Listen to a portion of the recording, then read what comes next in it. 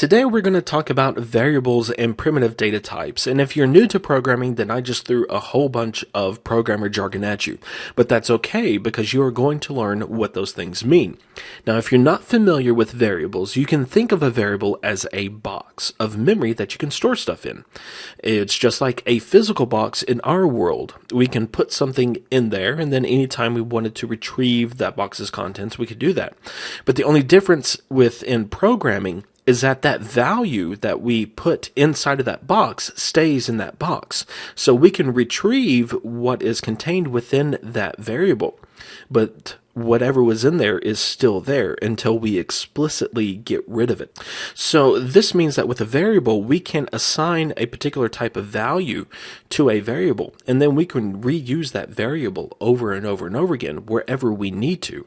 And 99.9999999% of the time, your applications that you write are going to be using variables. It's just something that every programming language has, and it is an integral part of a programming language. But not all languages handle variables in the same way. We can divide languages into two categories. One category is static languages, which C# is a static language. And the other category is dynamic languages, languages like JavaScript or PHP or Ruby or Python. Those are dynamic languages. In dynamic languages, we can create a variable and we can put anything inside of that variable. So we could put a number inside of a variable, and then later on, if we decided we want a string to be in that variable, we could do that. And that's perfectly valid. That's how those languages were designed. Static languages like C# are completely different. We can create a variable, but we can only store a certain type of data in a variable. And we have to declare what type of value we want a variable to be whenever we create that variable. So whenever we create, say, an integer variable, which is a whole number, we can only assign integers to that variable. We cannot assign a string to it. And that's just an aspect of static languages. Some people don't like that. I happen to like both static and dynamic languages. So it doesn't bother me, but it does bother some people. Let's create an integer variable and give it some type of integer value. Let's give it a value of 10. So in order to create a variable in C#, we have to first specify what type of variable we want to create. Now, an integer is specified by just typing int, int. It's short for integer. And int is a keyword. And a keyword is just a special word that is used by the C# compiler in this case. Whenever the compiler sees int, it knows that we are going to do something with an integer. So we have specified what type of variable we want. Now we need to name our variable. And we can name it by an uppercase or lowercase letter. Well, it can start with an uppercase or lowercase letter, or it can start with an underscore. But typically, if you are creating a variable, it's going to begin with a lowercase letter. And we'll talk about naming and all that wonderful stuff later on whenever we start talking about classes.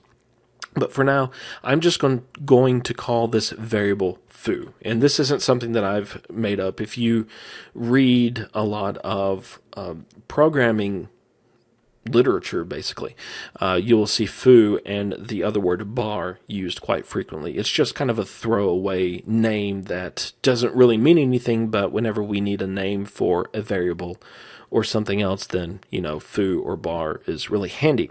So we have specified what type of variable we want with int, and then we have a name for our variable foo. And now we need to give it a value. And we do that by using the equal sign and then the actual value that we want to assign to the variable.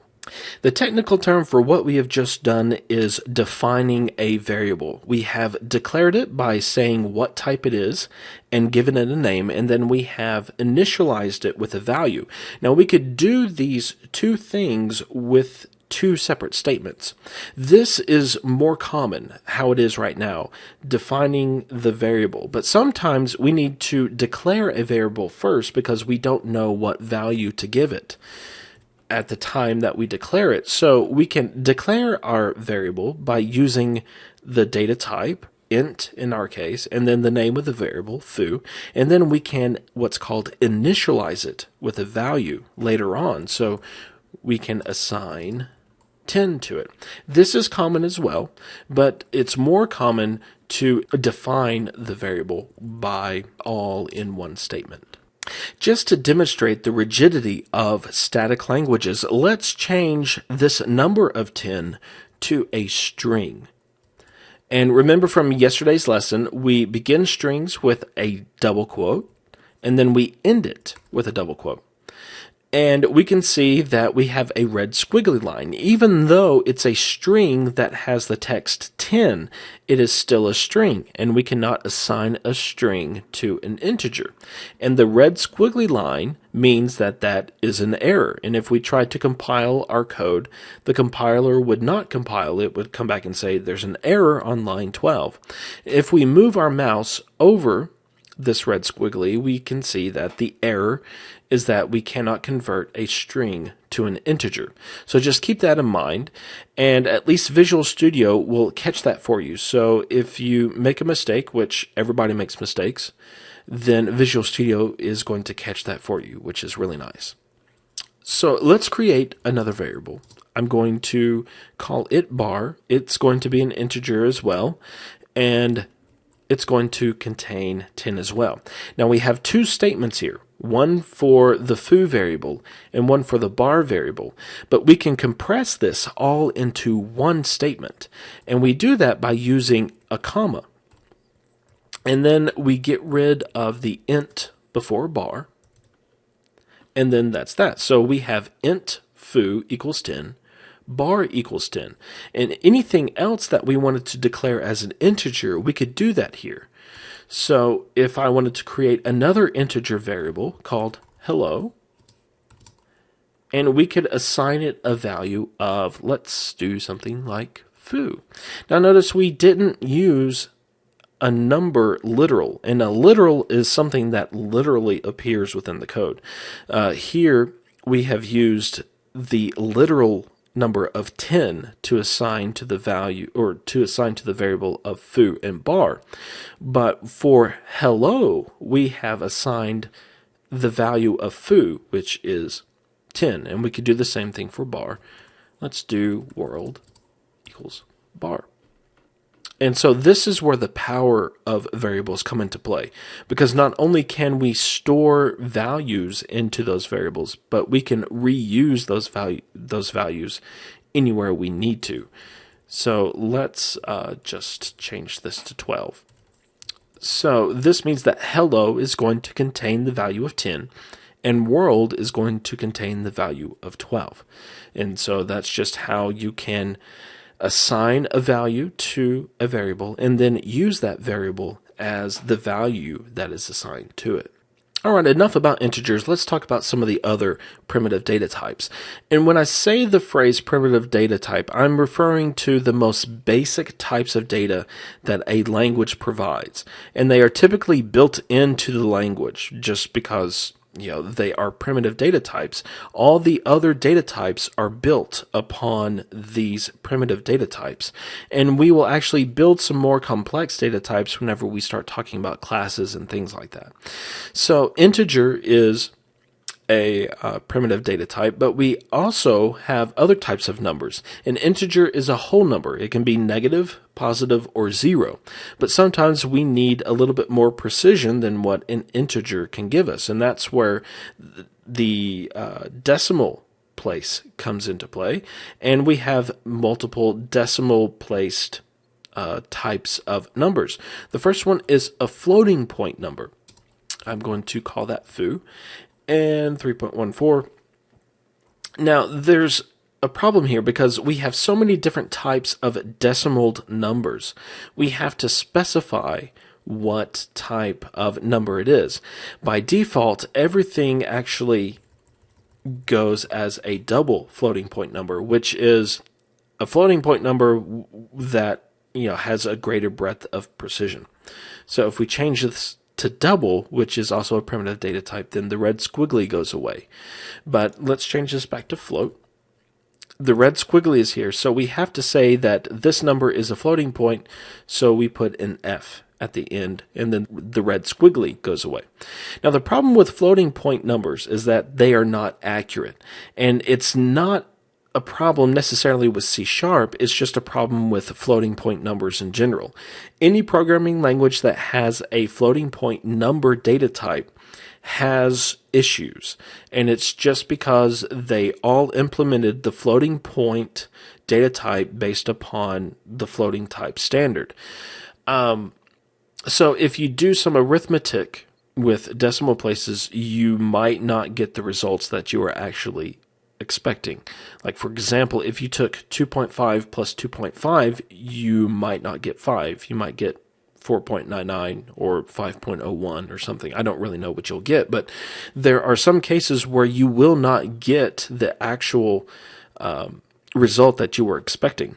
In cases like that, and by the way, that's for float, that's also for double, because double is just a larger floating point. For accuracy, for things that you need absolute accuracy with a decimal number, you can use the decimal data type. This too is a primitive data type. And you use the character M at the end of the number to specify that this is a decimal data type. And decimals are extremely accurate. You can use them for currency. You would not want to use a floating point number for currency because they aren't accurate, but decimals are accurate. And this is why many other languages have other types of decimal numbers, like C# does. C# has a floating point, a double floating point, and a decimal. And it's because floating points aren't accurate. So C#, Java, I believe C++, most of these languages have a true decimal data type that is 100% accurate, so that you can work with currency and things like that. So those are the majority of the numbers. Let's look at characters. A character has a keyword of char. And a character is just a single character. It is not a string. If we try to assign a string to a character, we are going to get an error, because a string is not a character, and a character is not a string. So to specify a character, we use the single quote instead of the double quote, and the red squiggly goes away. And a character is only one character. We cannot put two characters inside of a character literal. We get an error and it says too many characters in a character literal. So a character is only one character. And a string is a string of characters, and we'll talk about strings later on. A string is not a primitive data type.